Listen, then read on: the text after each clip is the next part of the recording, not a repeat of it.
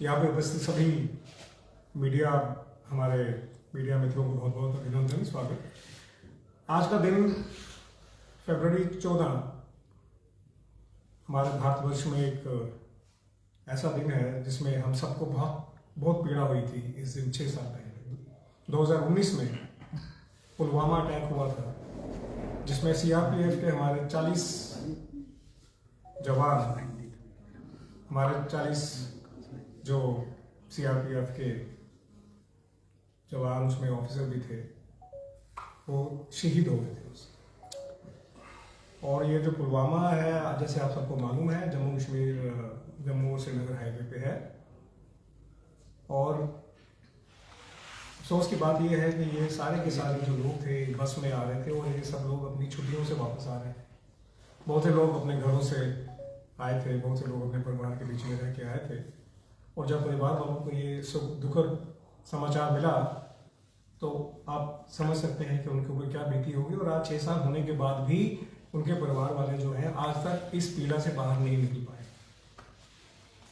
और इस सब को देखते हुए, इस सब को समझते हुए, हमें भारत देश को, भारतवासियों को इस चीज के ऊपर कहते हुए बहुत दर्द होता है कि हमने अपने जांबाज जवानों को इस दिन खोया। और ये 6 साल हो गए इस बात को।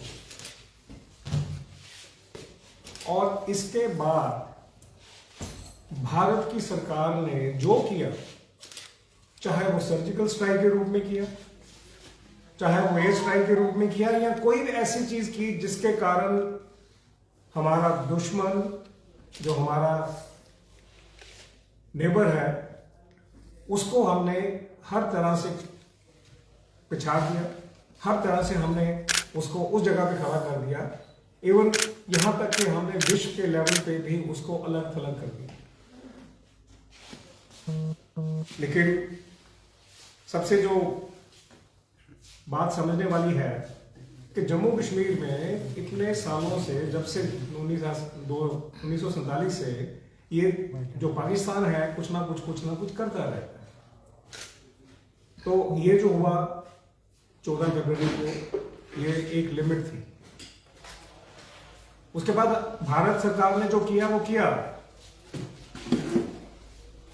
और उसी साल जब 370 हट गया तो जो सिक्योरिटी सिनेरियो था, जो सिक्योरिटी की एक सिचुएशन थी, जो सिक्योरिटी पूरे जम्मू कश्मीर में सिक्योरिटी की सिचुएशन थी, वो बहुत ज्यादा इंप्रूव हुई। और आपके सामने है कि जब वो इंप्रूव हुई तभी जो जम्मू कश्मीर का विकास भी हुआ। जम्मू कश्मीर में जो सिक्योरिटी थी उसको कंट्रोल में लाया गया। जम्मू कश्मीर में जो आतंकवाद था उसको कंट्रोल में लाया गया। जम्मू कश्मीर में जिस तरह की गतिविधियां होती थी उसको कंट्रोल में लाया गया। और सारा का सारा जो फोकस था वो डेवलपमेंट के ऊपर था।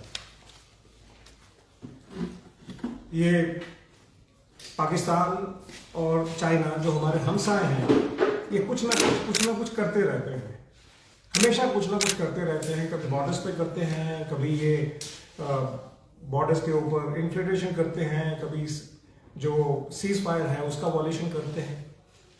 और जब ये लगातार कुछ ना कुछ करते रहते हैं तो भारत सरकार के लिए बहुत जरूरी था कि इसको कंट्रोल किया जाए और इसको बहुत इफेक्टिवली कंट्रोल किया जाए। और इसको कंट्रोल करने के लिए, जैसे मैंने पहले कहा, जो कुछ जरूरी था वो हमने किया। और आज भारतवर्ष की बहुत बड़ी एक जो समस्या है कि एक तो समस्या ये है जो बॉर्डर्स पे है, दूसरे और भी बहुत सीरियस सिक्योरिटी कंसर्न है जो भारत को फेस करने पड़ते हैं। और उसमें सबसे जो इंपॉर्टेंट है वो है जो आपका समुद्र के रास्ते हैं, जो पानी का एक जिसकी सिक्योरिटी कहते हैं, कोस्टल सिक्योरिटी जिसको कहते हैं, वो भी बहुत इंपॉर्टेंट है। उसकी वजह से हमारे देश में, जैसे बॉम्बे में जो अटैक हुआ पीछे, जो कितने साल पहले अटैक हुआ था, वो भी समुद्री रास्ते से ही हुआ था।